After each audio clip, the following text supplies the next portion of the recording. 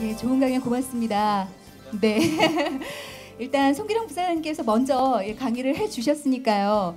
마인딩 마인즈라는 이제 주제로 얘기를 해주셨는데 사람을 읽는 로봇도 나오지 않을까 뭐 이런 생각을 저는 해보긴 했거든요. 예, 좀 위협할 수 있겠다 강의 자체를.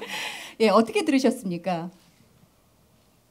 두 번째, 먼저 네, 저희가 공부하고 있는 주제랑 많이 일치하는 제 전공이 인공지능이에요. 제가 전공한 게 컴퓨테이셔널 링귀스틱스라고 언어 이해를 전공한 사람이기 때문에 기술적 백그라운드는 같고요. 근데 그걸 발현 방법을 좀 다르게 한 거고 저희 회사가 일하는 방식도 비슷해요. 그러니까 기술이 주는 것이 자료라면 그 자료를 정보로 만드는 건 인간이 하거든요. 네. 저희 회사의 직원들이 심리학, 철학, 종교학, 인류학, 사회학, 그다음에 뭐 경제학 6개 전공만 저희가 같이 일하고 있거든요. 네. 그렇기 때문에 지금 말씀하셨던 인간이 할 수밖에 없는 일 자체를 우리는 이미 이렇게 발라내고 있는 중이에요. 그 이유가 데이터를 보면 자동화는 결국 소외를 추동하게 돼 있어요. 자본에 의해서. 그렇기 때문에 사람이밖에 할 수 없는 일을 하지 못하면 배제될 수밖에 없으므로 저희는 그런 일을 벌써 10년째 하고 있는 중입니다. 아, 그러시군요. 그건 저희에게도 참으로 고마운 일인 것 같습니다. 네, 직업이 또 생겨나겠죠, 뭐. 그리 걱정은 안 해도 될 것 같은데요. 소장님은 어떠셨습니까? 이제 앞서 함께 들으셨는데 사람의 마음을 읽는다라는 주제로 여러 가지 이야기들을 나누셨습니다. 늘 인공지능 또 로봇과 함께 하시다가 예, 공감대를 형성하는 이야기들을 들어보셨잖아요. 예, 어떠셨어요? 사실은 데이터 분석하는 것들도 데이터가 답을 해주는 것이 아니고 거기에서 무엇을 찾아내려고 하는 어떤 그런 본질이 더 중요하잖아요. 어떻게 보면 기술 쪽을 중심으로 접근했던 사람들이 놓쳤던 게 이제 그런 것 같아요. 예를 들어서 빅데이터라고 우리가 흔히 얘기했던 이런 마케팅적인 용어도 좀 보시면은 물론 이제 그 안에 하두빈이 뭐 이런 그 인프라스트럭처에 대한 게 되게 많거든요. 근데 그거를 컴퓨터 사이언스 했던 사람들이 딱 접근해서 자기 전공 분야로 이렇게 하잖아요. 그러면 얼마나 많은 데이터를 빨리 처리하고 뭐 이렇게 가요. 그리고 얼마나 또 빨리 데이터 웨어하우싱을 어떻게 하고 뭐 마이닝 기술은 어떤 게 있고 이렇게 가거든요. 근데 제일 중요한 질문은 뭐냐 하면은 그래서 그거 갖고 뭐 할 건데에 대한 부분이거든요. 그렇다면 정말 중요한 거는 예를 들어서 기업 같은 경우엔 그 데이터를 이용하겠다 생각이 들었으면 사람들이 뭘 좋아하고 어떤 상품을 우리가 기획하려고 한다는 결정을 내리겠다라든지 아니면 내가 만약에 그 데이터를 이용한다 그러면 나도 나를 잘 아세요? 자기가 자기를 제일 몰라요. 나도 나를 잘 모르는데 나에 대해서 조금 더 알고 그거에 대해서 공부를 하겠다라든지 이런 것이 본질이잖아요. 그 본질을 쓰기 위해서는 사실은 기계가 아직까지는 잘 못해주는 게 되게 많죠. 그러니까 사실은 그 백그라운드 기술도 되게 중요하겠지만 그 이상으로 본질 가치가 뭔지를 찾아내고 그리고 그것들을 해석해내고 그걸 가지고 남을 설득할 수 있고 이거는 어떻게 보면은 정반대로 이제 기술 쪽에서 나온 얘기인 것 같은데 지금 제가 말씀드리는 그 키워드가 전부 인문학 얘기 아닙니까? 그렇죠. 삶에 대한 얘기고 뭐 이런 얘기잖아요. 그래서 자연스럽게 기술과 이런 그 삶에 대한 그리고 사회에 대한 것들을 만나게 가는 사회로 좀 진행이 되는 것 같습니다. 네, 어쨌든 데이터 분석 방법은 다르지만 확실히 그 결국에는 일자리가 없어지는데 이걸 어떻게 할 것이냐라는 사람으로 다시 돌아간 그런 강의여서 본질적으로는 같은 얘기다 이렇게 볼 수가 있겠네요. 여러분들의 질문을 지금부터 받도록 하겠습니다. 궁금한 점이 많이 있으실 텐데요. 네, 손을 들어주시면 저희가 마이크를 건네도록 하겠습니다. 궁금한 점 있으신가요? 네, 저희 마이크 좀 전해주시기 바랍니다. 네, 두 분 강의를 잘 들었습니다. 창조경제 가지고 국내도 굉장히 그 IT 붐이 많이 일어나는 것 같고 저도 굉장히 요즘 언론사에 있으면서 또 그 IT 관련해서 굉장히 많은 기사들을 읽고 있거든요. 그래서 뭐 사물 인터넷 요즘 그런 거 기술도 많이 나오고 있고 또 드론도 굉장히 제가 관심 있게 보는 분야인데 과연 그럼 외국의 지금 생태계에서는 굉장히 그러한 분야에 대해서 굉장히 정부가 붐을 일으키고 있고 굉장히 빠른 속도로 진행되고 있는데 과연 그러면 국내에서는 과연 저런 무인 배달 시스템 아마존이 도입하고 있는 구글의 그런 시스템이 국내에 과연 도입이 될 수 있는지 그러한 어떠한 환경이 조성되어 있는지 저는 좀 궁금하거든요. 왜냐하면 저희 나라는 뭐 헬기 한번 뜨면은 뭐 빌딩하고 충돌돼서 사고가 많이 나지 않습니까? 그런 부분에서 정부가 굉장히 규제를 할 것 같은데 그러한 분야에 대해서 어떠한 진행이 되고 있는지에 대해서 두 분 강연자분들한테 좀 듣고 싶습니다.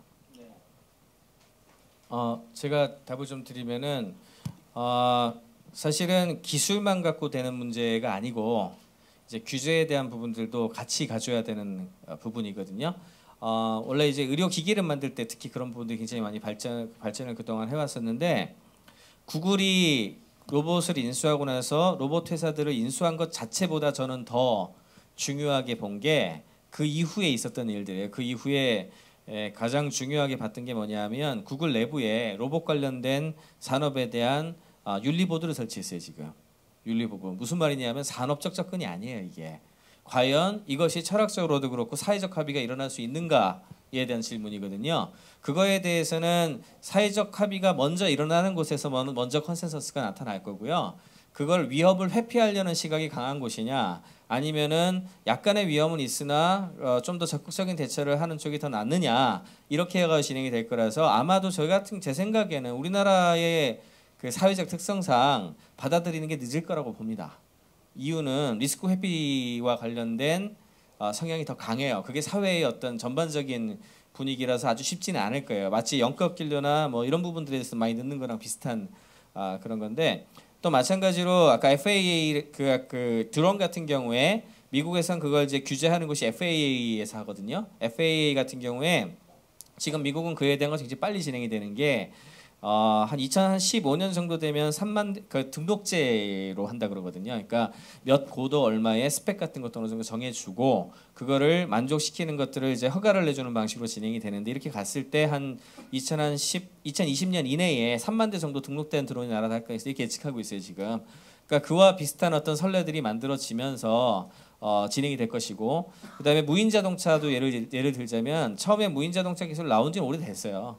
오래됐는데 그 기술을 예를 들어 저는 현대차나 이런 쪽에서도 이제 그 미래에 관련된 걸 어드바이징도 하고 그런 그룹 관련된 것들도 하는데 한 몇 년 전만 하더라도 이 가능성 얘기를 하면 다들 어떻게 반응이 나왔나 하면은 보험 문제하고 그다음에 규제 문제 때문에 이거 안 된다 그냥 리서치지 이렇게 대응을 했었거든요 대부분. 근데 그거는 얼마든지 바뀔 수 있다는 걸 보여준 게 구글이 보여준 건데 구글이 로비를 굉장히 많이 했죠. 로비를 하는 게 자동차가 처음에 출발을 할 때요. 런던 원래 이제 영국에서 산업혁명이 먼저 났기 때문에 영국에서 먼저 발전을 했어요. 그렇지만 산업은 전부 미국으로 넘어오게 되죠. 가장 결정적인 이유가 뭐였는지 아세요? 영국 런던이 말의 도시였거든요. 말의 도시여서 그 자동차가 나오면 말이 위험해요. 말이 위험하다 보니까 말을 보호하려고 규제를 만드는데 차를 만들 수는 있는데 시속 4km 이상으로 가지 말라고 했어요. 그러니까 이제 거기에서 그 자동차 만드는 사람들은 산업을 일으킬 수가 없죠. 그럼 어떻게 되냐면 거기가 무빙을 하죠. 딴 데로 가버려요. 안 하는 그런 레귤레이션이 없는 데로 가죠. 없는 데가 어디겠어요? 미국으로 갔죠. 그러니까 그런 식으로 해서 변화가 나타나듯이 미국도 사실은 연방법으로 해가지고 규제를 했으면 이게 되게 하기 어려운 일이었는데 로비도 많고 하니까 굉장히 하기 어려운 일이었는데 절묘하게도 구글이 그 네바다주하고 캘리포니아주의 갈등 관계를 이용을 했어요. 어떻게 이용을 하냐면 네바다주나 캘리포니아주나 전부 혁신을 중심으로 자기네 어떤 키워드로 가져가려고 그랬는데 구글은 캘리포니아 회사잖아요. 그죠? 근데 네바다가 라스베가스를 중심으로 혁신 키워드를 가져가려고 생각을 되게 많이 하고 있었고 사막이 많잖아요. 그러니까 네바다 그 주위에 얘기를 열심히 해가지고 네바다 주에서 제일 먼저 법을 갖다가 깨버린 거예요. 왜냐하면 자동차 관련된 규제는 전부 주 단위로 돼 있거든요. 연방 정부가 아니고 그러다 보니까 네바다에서 그거를 패스를 딱 시켜주니까 어떤 이제 이렇게 나오냐면 캘리포니아 주에서 난리가 난 거예요. 네바다에서 캘리포니아주의 혁신회사가 이걸 먼저 하게 했는데 이렇게 했으면 되겠어? 라고 하고 6개월 만에 캘리포니아주가 통과를 시키죠. 이런 식의 어떤 그 정치적 딜레이를 굉장히 많이 하게 되는데 이렇게 사회의 합의 구조하고 그다음에 움직이는 구조하고 그다음에 이런 그 부분들에 의해서 돌아가는 거라 너무 비관적으로 보실 필요도 없고 그렇다고 산업에서 시장에서 보는 것과 같이 그렇게 낙관적으로 봐서도 안 됩니다. 그러니까 규제에 해당하는 부분, 사람들이 일자리를 잃는 부분, 그리고 어차피 그리로 갈 수밖에 없다는 어떤 그런 미래 트렌드 이 세 가지의 경중 중에 어느 쪽 사회적 합의가 이루어지느냐에 따라 가지고 움직이는 사안이라 사실은 밀어붙이기보다는 이런 어떤 이미 바뀔 일이라면 중간중간에 충격은 흡수를 하면서 가능한 한 적은 피해를 보면서 이전할 수 있도록 총체적인 접근을 해야 답이 나올 거라고. 굉장히 길어졌는데 예, 그렇게 답을 드리겠습니다. 간단한 질문이 아니어가지고요. 네네. 뭐 앞서서 약간 어쨌든 한국 사회는 리스크를 그렇게 쉽게 받아들이는 사회는 아니다라는, 그래서 빠르진 않겠다라는 말씀을 해주셨는데요. 이 드론 문제 저도 언젠가 토론을 한번 한 적이 있었는데, 물론 그 딜리버리가 왔을 때 미국의 경우에는 범죄율이 많아서 차라리 기계가 오는 게 낫다. 그러나 하늘로 막 날아다니면 너무 복잡하지 않을까, 뭐 이런 얘기도 나누곤 했었습니다만, 송기령 부장님께서는 어떠십니까? 우리의 일상 속에서 이런 기계들이 함께 할 수 있는 부분들이 있는지, 어디까지 좀 갈 수 있는지 궁금한데요. 원하느냐 아니냐의 차이인 것 같아요.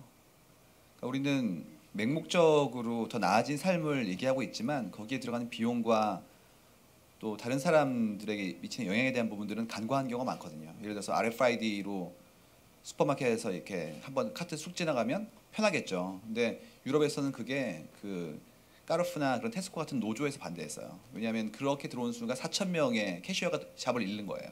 근데 그 사람들이 단순히 우리가 생각하는 코스트가 아니라 그 사람이 소비자란 말이죠. 그렇게 배제되다 보면 결국에는 수많은 사람들이 잡을 잃게 되는데, 그것들에 대한 충격은 누가 흡수할 것이며, 그 다음에 그렇게 빨리 가야 될 것이 무엇인가에 대한 고민을 좀 더 깊게 해보는 겁니다. 그래서 이거를 그냥 더 나아지니까 내가 좀 더 싸게 먹을 수 있기 때문에라 바라보는 시각은 바람직하지 않은 것 같고, 그것보다 소녀 말씀하신 것처럼 피할 수 있느냐 피할 수 없느냐 이슈인 것 같아요. 피할 수 없다면 그럼 어떻게 다 좀 더 안착할 것인가에 대한 고민을 해봐야 되는 것이고, 그 다음에 피할 수 있다면 과연 그걸 꼭 해야 되는 것인지에 대한 부분을 고민해봐야 됩니다. 더 나은 삶이라는 것은 사람마다 생각이 다 다르거든요. 그렇기 때문에 모든 사람이 희생하는데 누가 돈을 잘 벌기 위한 방법으로서 계속해서 무엇인가 이노베이션을 한다는 것은 제가 보기엔 주객이 좀 바뀐 것 같은 상황인 것 같고요. 그렇기 때문에 기술 본위로 기술 자체가 목적이 되는 형태의 어떤 개발이라는 건 저는 좀 반대하는 편입니다. 네, 그렇군요. 어쨌든 인간의 삶에 꼭 필요한 것인가에 대한 생각은 한 번쯤 해보는 게 좋겠다, 이런 말씀이셨습니다. 또 궁금한 점 있으신가요? 예. 예. 먼저 받고 예. 네, 소개 좀 부탁드립니다. 네, 제가 아까 개원예대 이주화 교수입니다. 네. 저 송기령 부장님한테 여쭤보겠습니다. 그 구글을 보면은 상당히 다양한 분야에서 다양한 실험도 많이 하고 어떤 혁신적인 일을 굉장히 많이 합니다. 그렇죠? 구글이 얼마 전에 이제 모토로라를 샀다가 또 모토로라를 거의 뭐 10분의 1 가격으로 팔고, 또 뭐 구글이 뭐 자동차를 만든다고 그러질 않나. 구글이 하는 짓을 보면 상당히 야, 이거 뭐 하려고 하는 회사인가 하는 생각이 듭니다. 근데 우리 송 부사장님은 다음이라는 회사에 있는데, 다음도 구글 못지않은 혁신과 어떤 처음에 그 출발은 비슷하게 출발을 했고 그러는데, 과연 다음은 어떤 생각을 갖고 어떠한 미래를 한국 사회에 보여줄 건지, 그렇게 해야만 한국 사회를 어떻게 변형을 시킬 건지, 우리의 역할은 뭔지, 구글이 저렇게 나가는데 과연 한국은 계속 과학과 기술에 팔로우를 해야 되는 건지, 이 점에 대해서 한번 우리 송 부사장님이 한번 고민을 한번 듣고 싶습니다. 일단 저희 회사는 다음 커뮤니케이션이 아니기 때문에 저희는 분사를 한 조직이라서요. 조직이 다르고요. 다음 커뮤니케이션은 미디어를 보는 회사이고, 그 다음이라는 게 만을 다해 소리 음자예요. 그래서 여러 사람의 목소리를 같이 하모나이징하는 게 그 회사의 목적이기 때문에 그 일을 열심히 할 것 같고요.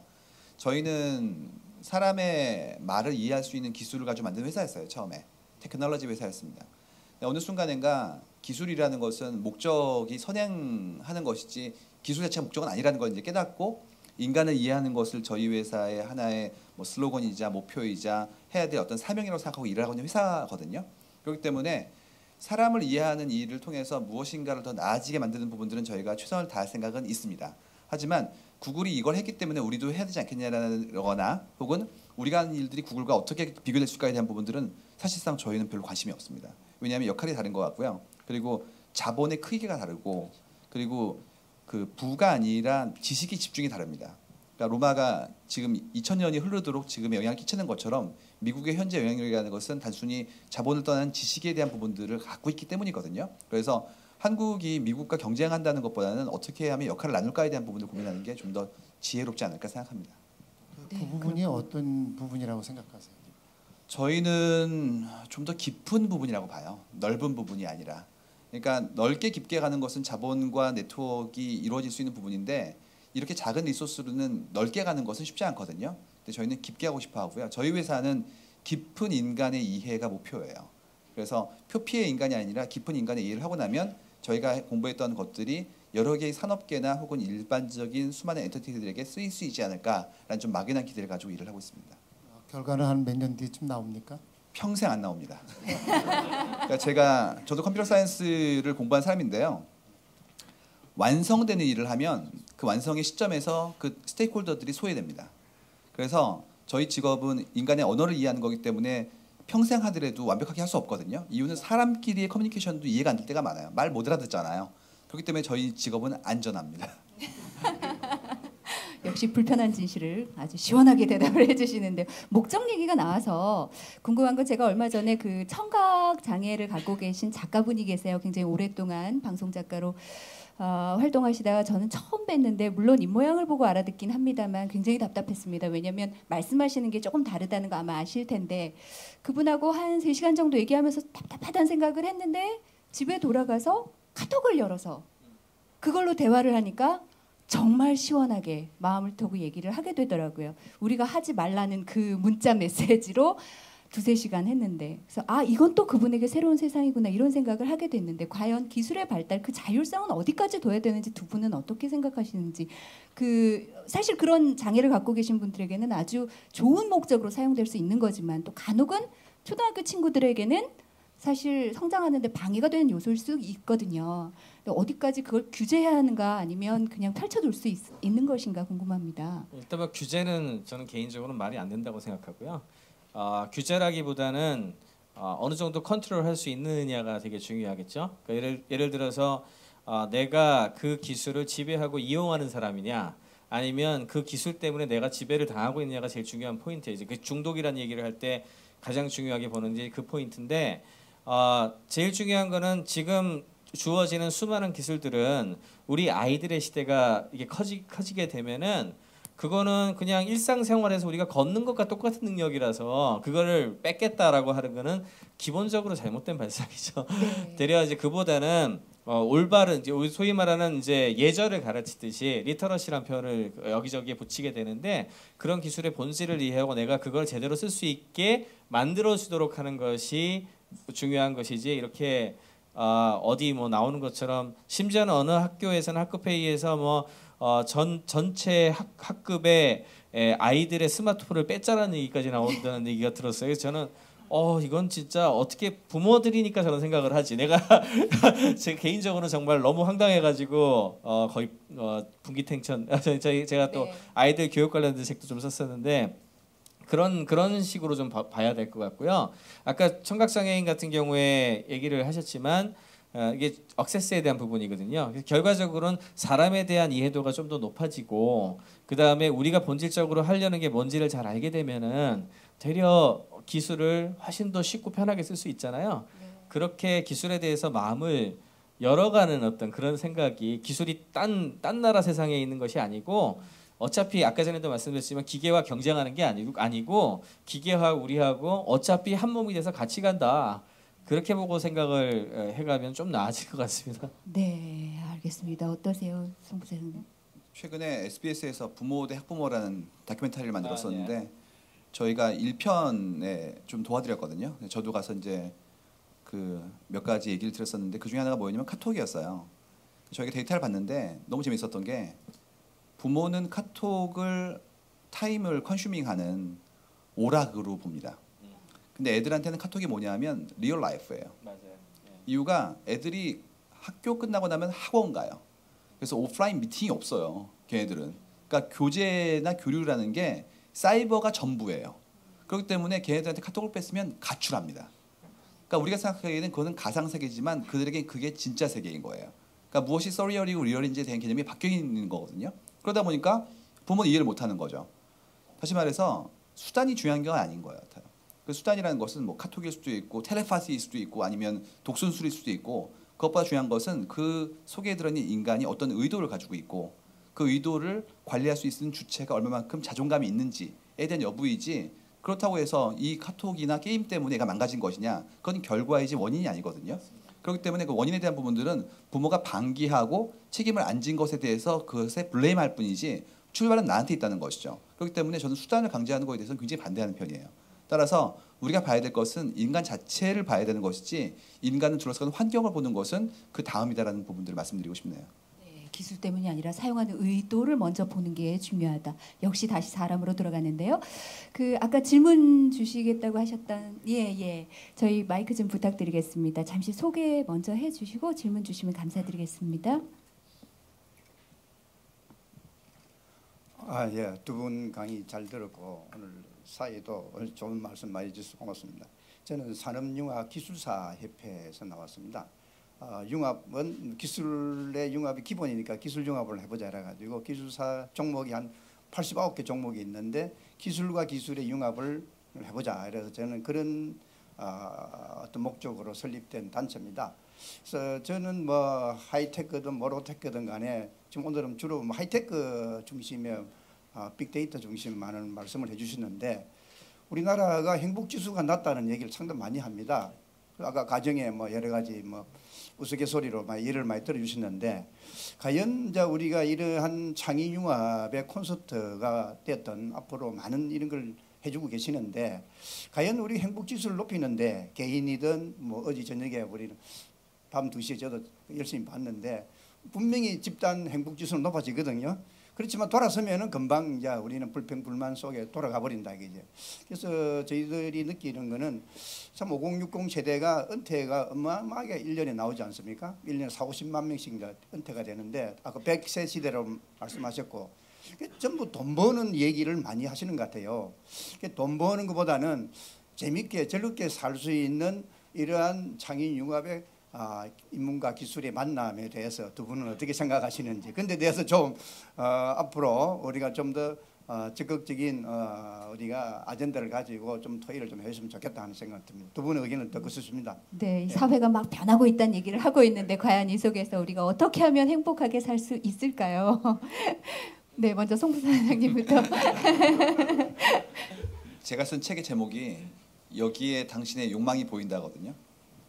인간이 욕망을 가지고 있는데 그 욕망의 크기를 줄이든지 아니면 그 이상의 것을 얻든지 둘 중에 하나예요. 그래서 뭐 부탄이 제일 행복한 나라라는 것처럼 익스펙테이션을 낮추면 행복해져요. 근데 지금 그게 쉽지 않은 게 자본의 미디어와 결합된 형태의 그런 프로파간다를 받고 자란 세대가 생각하는 건 할리우드에서의 어떤 그런 라이프를 생각하고 있는데 그걸 낮추기 쉽지가 않거든요. 그러다 보니까 자꾸 돈 많이 벌 수 있도록 도와줄게 이런 얘기를 하는 거고 국가고 아니면 산업이고 그렇게 흘러가는 것 같아요. 그래서 행복의 첫 번째는 안분지족이 맞다. 기본이다. 그건. 그렇기 때문에 목표를 낮추는 게 일단 필요하고 두 번째는 낮출 수 없는 목표인 경우가 있어요. 생존. 지금 한국이 불안함이 큰 이유가 뭐냐면 되게 단순합니다. 오래 사는데 애는 적게 낳았어요. 그러니까 걔네들이 나를 벌어 먹인다는 것은 불가능해요. 숫자로 압니다. 근데 그거를 생각하면 골치 아프니까 느끼고 있는 거예요. 그래서 마치 배 꺼지기 전에 쥐처럼 불안해하고 있는 거거든요. 그렇기 때문에 근본적으로 산업 구조 자체를 변화시켜야 돼요. 무슨 말씀이냐 하면 의식이 좋게야 예를 알기 때문에 일단 의식에 대한 불안감을 없애야 되는데 우리나라 자살률이 노인이 1등인 거 아십니까? OECD 1등인 것은 전체 평균이지만 그중에서 노인 자살률은 이렇게 올라가요. 보통 일반적인 나라들은 은퇴할 때 올라갔다 떨어지거든요. 한국은 이렇게 끝까지 올라갑니다. 그러니까 우리는 그 배려라는 부분들이 약한 나라에 살고 있는 거예요. 경제적 소모가 없는 그런 계층에 대한 배려가 약하거든요. 그래서 그 부분을 다 탈피하고 당신은 왜 안분지족을 못하냐는 식의 얘기는 좀 폭력 같기 때문에 배려의 시스템을 갖춰서 일단 최저의 생활에 대한 부분들 보장이 된 상태에서 다시 그 이상의 어떤 가치들은 물질적인 것보다 정치적인 형태로 움직이는 형태들의 어떤 사회적인 합의가 이루어진다면 가능하지 않을까. 즉 둘 다를 봐야지 않을까 생각합니다. 네, 뭐 제대로 요약을 너무 잘해 주셔가지고 조금만 애들을 하면 파스코라는 사람의 만족도 모델이라는 게 있어요. 아까 전에 그거하고 비슷한 이야기인데 실제로 지금 그 우리나라뿐만 아니라 전 세계를 대상으로 해서 행복도 조사를 해보면 Y 세대라고 그래가지고 이 젊은 친구들 있잖아요. 젊은 친구들의 행복도가 다 낮아요.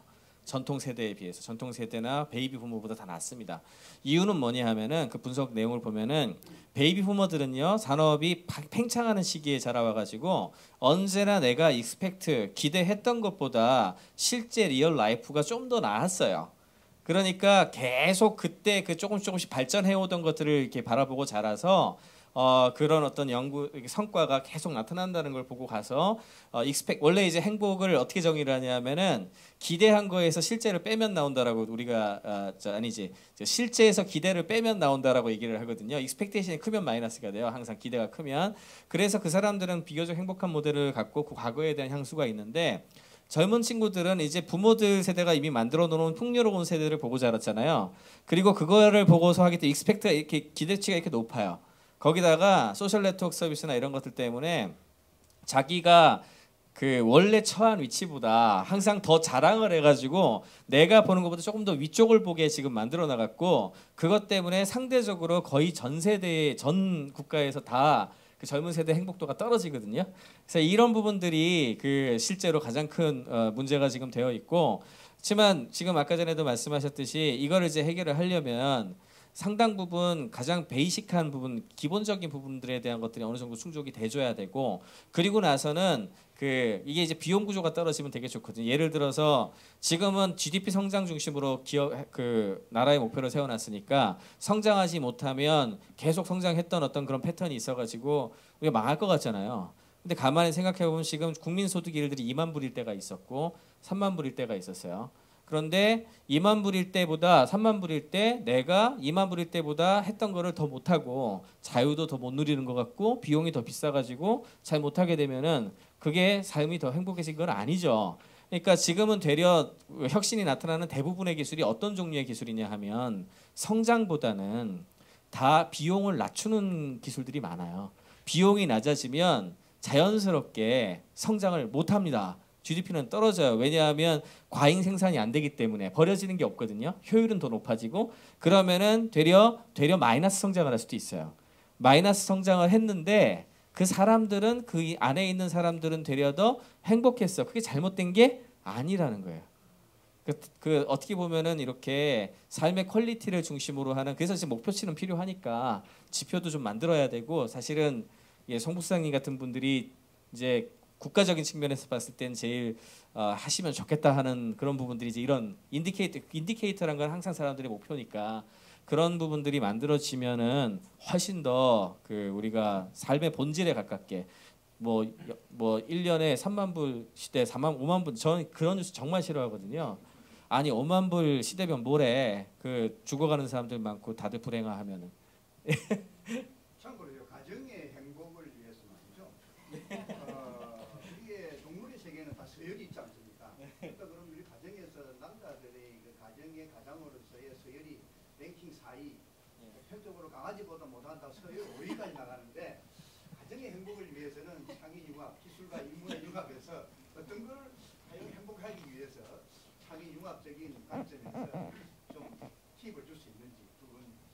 간단하게 몇 번째 서야 되는 건지 뭐 이런 것도 궁금하실 것 같은데요. 그 어떤 그 리더십이 좀 더 창의적으로 행성적으로 발전되기 위해서는 두 분의 정말 어떤 재치 있는 아이디어가 좀. 제가 그 짧게 설명을 드리면, 제가 하는 강의 중에서 남자의 종말이라는 강의가 있어요. 그래서 답을 드리면, 불편한 지시 알려드리면 남자의 역할이 줄어듭니다. 산업혁명 이후에 기계화된 그런 머슬을 대체하는 시스템들이 나오고 전쟁을 드론이 하면서 남자 역할이 줄어들어요. 근데 그런 것들을 인식을 빨리 하고 그 서열이 낮음을 인정하시면 편해지거든요. 예, 근데 내 목표가 높다고 생각하시는 순간 불행해지는 거기 때문에 나도 그렇고 남도 그렇다는 걸 인식하시는 방식으로 이해하시는 게 훨씬 더 평화로운 가정을 만들 수 있는 그런 첩경이 될 수 있을 것 같습니다. 네, 저도 그냥 똑같은 의견으로 이럴 때 박수 한번 주셔야 될 것 같습니다. 고맙습니다. 오늘 또 아마 궁금한 점 많이 있으실 텐데요. 네트워킹 파티에서 또 만나서 이야기 나누도록 하고요. 오늘 좋은 강의 그리고 좋은 토론 보여주셨습니다. 저희 두 분께 아까 보여드렸던 캐리커처 선물도 준비했거든요. 예, 드리면서 인사드리도록 하겠습니다. 네, 부사장님 고맙습니다. 부사장님도 고맙습니다. 네. 자리해 주시면 되겠습니다. 고맙습니다. 네.